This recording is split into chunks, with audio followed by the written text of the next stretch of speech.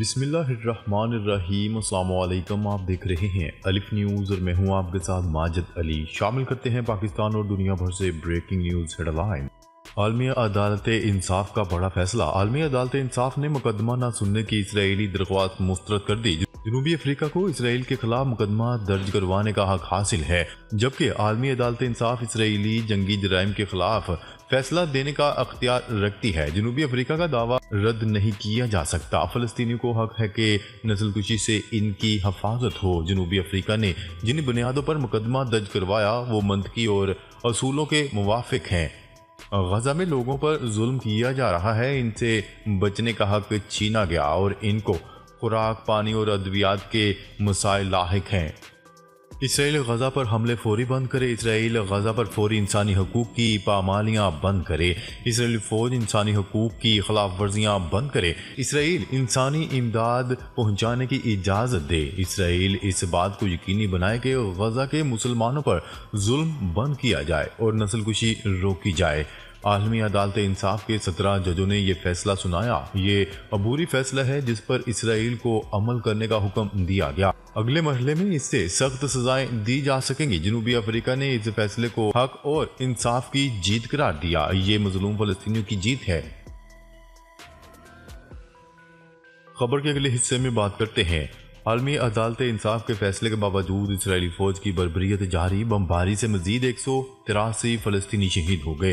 गजा के शहर खान यूनस में अल अक्सा यूनिवर्सिटी, अल नसर, अल अमल और अल खैर अस्पतालों के करीब शदीद लड़ाई जारी है, जहां इसराइली फौज की जानिब से शदीद गोलाबारी और फायरिंग की गई। नसायरत कैंप पर हमले में 11 फलस्तीनी जान की बाजी हार गए, जबकि अल नसर अस्पताल में बिजली की फराहमी मअतल हो चुकी है। इसराइली फोर्सेस की जानिब से अल अमल स्कूल को घेरे में ले लिया गया, जबकि इमदाद मिलने के मुंतजर फलस्तीनियों पर भी गोलाबारी की गई। अब तक शहादतों की तादाद 26,000 से जायद हो चुकी है, जबकि 64,000 से जायद फलस्तीनी जख्मी और हजारों लापता हैं। वाज़ेह है कि गुज़िश्ता रोज़ आलमी अदालत ने अपने फैसले में इसराइल को हुक्म दिया था कि वो फलस्तीनियों के खिलाफ नस्लकुशी को रोके और शहरियों की मदद के लिए मजीद इकदाम करे। ताहम अदालत ने जनूबी अफ्रीका की दरख्वास्त के बरक्स जंग बंदी का हुक्म देने से गुरेज किया। खबर के अगले हिस्से में बात करते हैं। पाकिस्तान, सऊदीया, कतर, ईरान, तुर्किया, हमास का आलमी अदालत के फैसले का खैर मकदम। हमास ने फलस्तीनियों की नस्लकुशी पर इसराइल के खिलाफ जनूबी अफ्रीकी दरख्वास्त पर आलमी अदालत के फैसले का खैर मकदम किया और ग्रुप के आलमी बरादरी से भी मुतालबा किया गया कि वो इसराइल से अदालत के फैसलों पर अमल दरामद कराने और फलस्तीनियों के खिलाफ जारी नस्लकुशी रोकने का मुतालबा करे। सऊदी अरब ने भी ICJ की तजवीज़ करदा हंगामी इक़दामात की मंजूरी पर रद्द-ए-अमल का इजहार किया।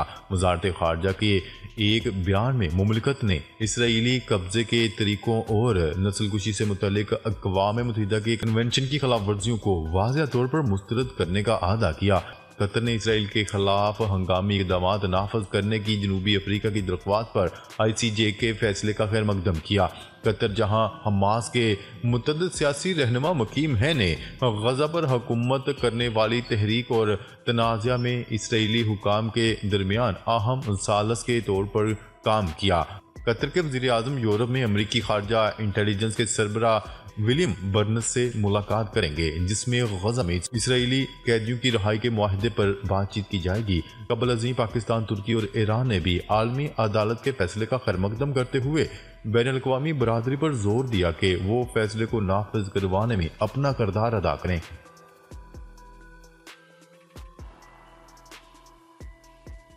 खबर के अगले हिस्से में बात करते हैं। आलमी अदालत इंसाफ के फैसले पर इसराइली वज़ीर-ए-आज़म का रद्द-ए-अमल सामने आ गया। इसराइली वज़ीर-ए-आज़म नेतन्याहू का आलमी अदालत इंसाफ के फैसले पर शदीद रद्द-ए-अमल। नेतन्याहू ने अपने बयान में कहा कि इसराइल बैनुल-अक़वामी क़वानीन की पासदारी करते हुए अपना और अपने शहरियों का दिफा जारी रखेगा। इसराइल को अपने दिफा का पूरा अख्तियार हासिल है। उन्होंने कहा कि इसराइल के खिलाफ नस्लकुशी का इल्ज़ाम झूठा और इश्तियाल अंगेज है। हमारी जंग हमास के खिलाफ है, फलस्तीनियों के खिलाफ नहीं। इसराइल हमास के खिलाफ जंग जारी रखेगा।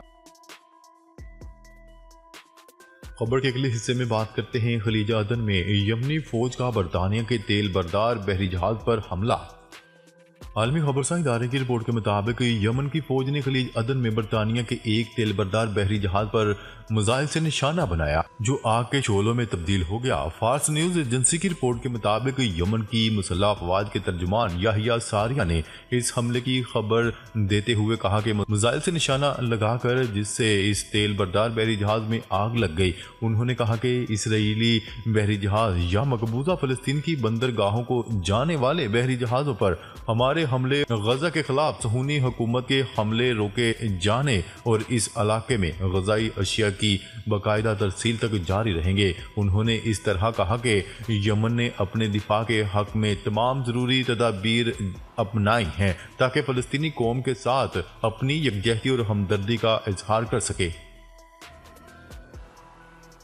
खबर के अगले हिस्से में बात करते हैं सहूनी ठिकानों पर हिजबुल्लाह लबनान के मिसाइलों की बारिश। सहूनी ज़राए अबलाग ने खबर दी है कि हिजबुल्लाह लबनान ने कल रात शुमाली सरहदों के अंदर इसराइली ठिकानों पर 80 से ज़ायद मिसाइलों और रॉकेटों से हमला कर दिया।